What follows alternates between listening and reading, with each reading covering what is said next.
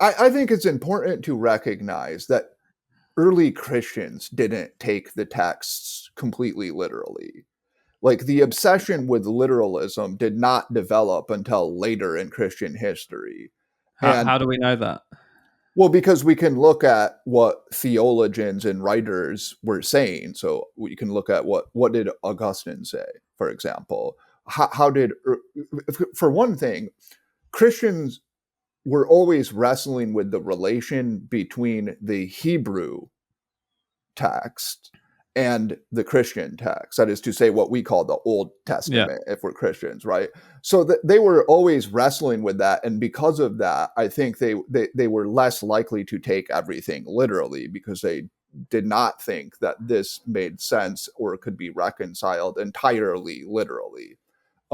So I do think it's important that, people will say, I've heard Sam Harris make this claim, if you're looking for a genocidal, sanguine text, few are more genocidal than the Old Testament. And it's like, yeah, they lived in a violent world, right? It is true that it's an incredibly violent book. And in fact, many early Christians, Marcion's a good example, were so horrified by the violence that the Old Testament God seemed to not only to accept, but rather to demand, that they argued that the Old Testament God must have been different from the God of Jesus, which is interesting. So there were thinkers, Gnostics, Marcion, people who followed him were called Marcionites. They contended that there was a creator God who was evil, and that the God of Jesus was not evil. The God of Jesus was the God of peace. And so were they technically monotheists or not? No, they were not monotheists. Right. And they had this relationship. They worshipped Paul. They thought Paul was the one, the apostle who got it, right? Okay.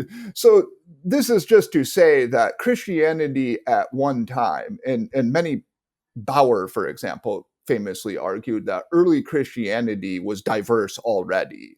Now we tend to, I didn't know that. Yeah, we tend to think of it as this more, it's more rigid. We have orthodoxy, etc. But it wasn't that way throughout history. I don't think, at least. I think the Bauer thesis is quite plausible and probably. Who is Bauer? Bauer, I believe his first name is it? The first name escapes me. The Bauer I'm familiar with is the one from 24.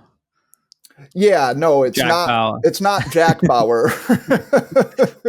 He was a German scholar who made the. If people are familiar with Bart Ehrman is. I mean, he doesn't agree with everything Bauer said, but he's probably the primary champion of the view that Christianity was a multifarious phenomenon from the beginning, and that it only gradually coalesced into an orthodoxy. According to this line of thought, when did it become an orthodoxy? Yeah, it's a good question. Basically, the claim is what they call the proto-orthodox view, which is what became orthodox. It had certain advantages. Perhaps some of those were ideological. I think you could make the argument, well, it was just a better ideology, but also it took over the infrastructure of the Roman Empire, basically. And Constantine, for example, when he converted, that is what was proto-orthodoxy became orthodoxy. So let's say 300s. At the time of Constantine, there were various factions within Christianity. Yes. And you could say it was a contingency of history that Constantine happened to adopt this particular one. Well, Constantine himself did not seem particularly, again, we can't be 100% sure, of course, but Constantine himself did not seem particularly interested in the nuances of theology. What he wanted was agreement.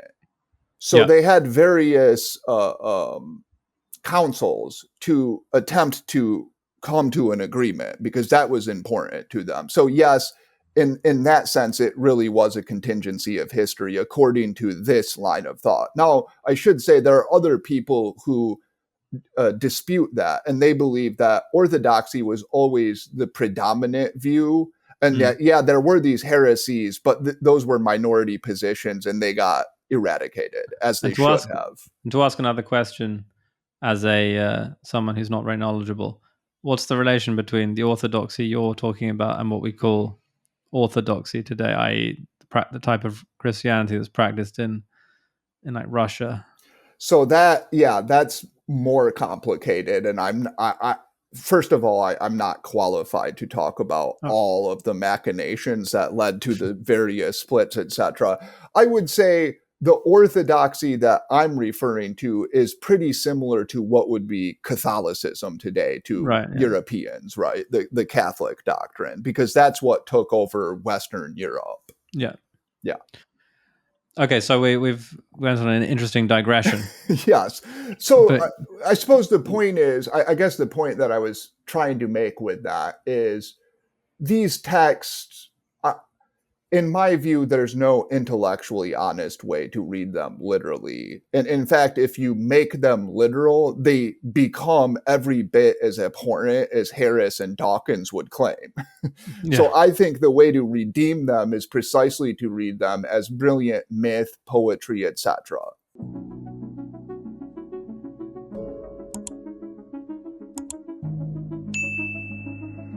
To listen to the full podcast, become a subscriber at aporiamagazine.com.